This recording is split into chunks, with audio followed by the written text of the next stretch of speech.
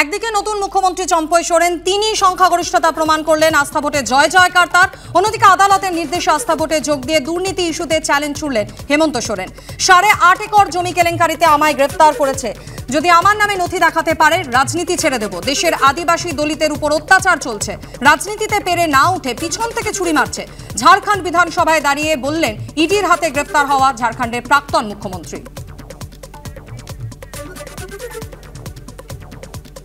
इनके पास औकात है देश के आदिवासी दलित पिछड़े के ऊपर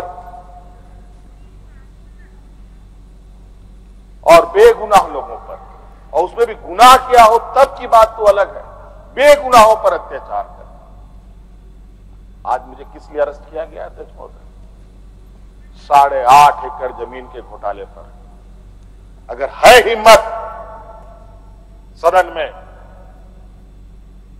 तो कागज पटक कर दिखाए कि 8.5 एकड़ का जमीन हेमंत सोरेन के नाम पर है।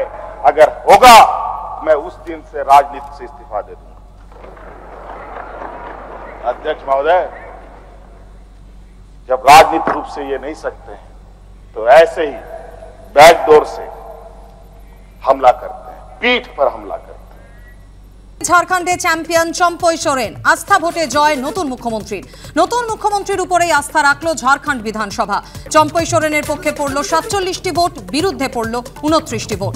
ইডি হেফাজতে থেকেও আদালতের নির্দেশে আস্থা ভোটে অংশ নিলেন প্রাক্তন মুখ্যমন্ত্রী হেমন্ত সোরেন। গত 2রা ফেব্রুয়ারি নতুন মুখ্যমন্ত্রী পদে শপথ নেন চম্পই সোরেন। আজ তার শক্তি পরীক্ষার দিন ছিল এবং আস্থা ভোটে জয় নতুন মুখ্যমন্ত্রী। ঝাড়খণ্ডে চ্যাম্পিয়ন চম্পই সোরেন। নতুন মুখ্যমন্ত্রীর উপরেই আস্থা রাখল ঝাড়খণ্ড বিধানসভা। চম্পই সোরেন প্রথম থেকেই যে দাবি করেছিলেন যে 47 জন বিধায়ক তার পক্ষে রয়েছেন, যদিও বিজেপির তরফ থেকে বারবার এই আশঙ্কা প্রকাশ করা হয় এবং বলা হয় যে এতজন বিধায়ক তার পক্ষে নেই, কিন্তু আজ দেখা গেল আস্থা ভোটে সংখ্যাগরিষ্ঠতা প্রমাণ করলেন চম্পই সোরেন। চম্পই সোরেনের পক্ষেই পড়ল 47টি ভোট, যেমনটা এর আগে বারবার জেএমএম কংগ্রেস জোটের পক্ষ থেকে দাবি করা হয়েছিল। অন্যদিকে বিরুদ্ধে পড়ল 29টি ভোট। ইডি হেফাজতে থেকেও আদালতের নির্দেশে আস্থা ভোটে অংশ নিলেন হেমন্ত সোরেন এবং রাজনৈতিক উদ্দেশ্য প্রণোদিত হয়েই তাকে ফাঁসানো হয়েছে, এমনটা অভিযোগ করলেন আজ প্রাক্তন মুখ্যমন্ত্রী হেমন্ত সোরেন।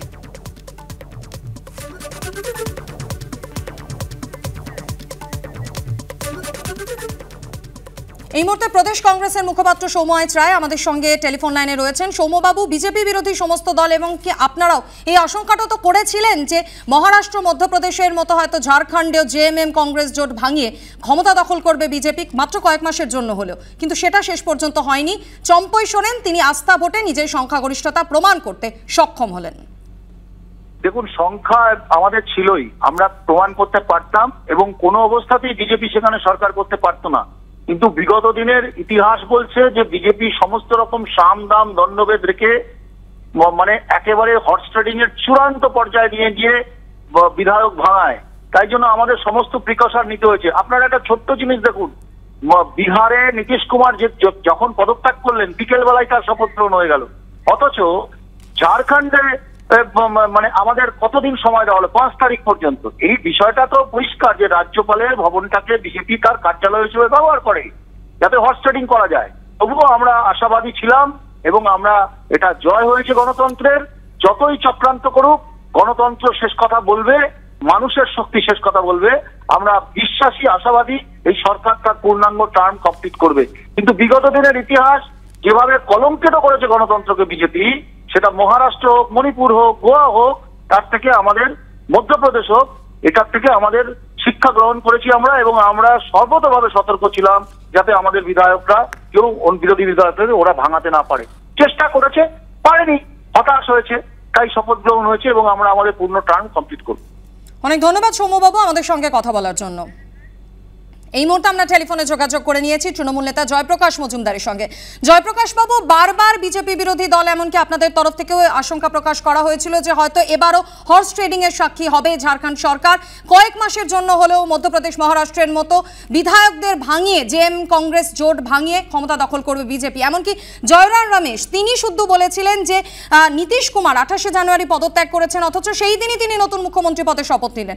অথচ হেমন্ত সোরেন পদত্যাগ করার পর বেশ কিছুটা সময় কাটিয়ে দিলেন রাজ্যপাল চম্পই সোরেনকে মুখ্যমন্ত্রী পদে শপথ নেওয়ানোর জন্য, কিন্তু শেষ পর্যন্ত তো চম্পই সোরেন সংখ্যাগরিষ্ঠতা প্রমাণ করলেন। দেখুন, এখন লোকতন্ত্র, ভারতীয় গণতন্ত্র, এদের খুব পরীক্ষার সময় এসে গেছে এই মোদী সরকার এবং বিজেপি আরএসএস এর নানাবিধ যে কার্যকলাপের জন্য। এবং আমাদের মাথায় রাখতে হবে যে মমতা বন্দ্যোপাধ্যায় যেরকম একমাত্র মহিলা মুখ্যমন্ত্রী সারা ভারতে, ঠিক সেই রকমই এসটি সম্প্রদায়ভুক্ত হেমন্ত সোরেন একমাত্র এখনকার সময় মুখ্যমন্ত্রী। এবং তাকে সরানোর জন্য ইডি সিবিআই ব্যবহার করে নরেন্দ্র মোদী সরকার আপ্রাণ চেষ্টা করছে। নন বিজেপি সরকার, বিজেপি নয় এমন সরকার থাকবে না, এটাই তাদের কথা। সে গণতন্ত্রে জয়ী হলেও লোকতন্ত্রকে পদদলিত করে এইসব কথা, এবং যখন এগুলো পারছে না তখন ব্যাকডোর দিয়ে পয়সার জোরে বস্তা ভর্তি টাকা দিয়ে তারা কিনে নেওয়ার চেষ্টা করছে। এই জিনিস বন্ধ হওয়া প্রয়োজন। আজকে হেমন্ত সোরেন সরে যাওয়ার পর, তাকে গ্রেপ্তার করার পরে যিনি মুখ্যমন্ত্রী হলেন এবং আজকে যিনি আস্থা ভোটে জয়ী হলেন, তাকে সর্বতোভাবে তৃণমূল কংগ্রেসের পক্ষ থেকে আমরা কনগ্রাচুলেশন জানাচ্ছি, বাধাই দিচ্ছি এবং সম্ভাষণ জানাচ্ছি, এবং বলছি এই লড়াই কিন্তু আমাদের সম্মিলিতভাবে সকলকে করতে হবে। বাংলার গণতন্ত্রকে বাঁচাতে গেলে এই বিজেপিকে সরাতেই হবে। অনেক ধন্যবাদ জয়প্রকাশ বাবু আমাদের সঙ্গে কথা বলার জন্য।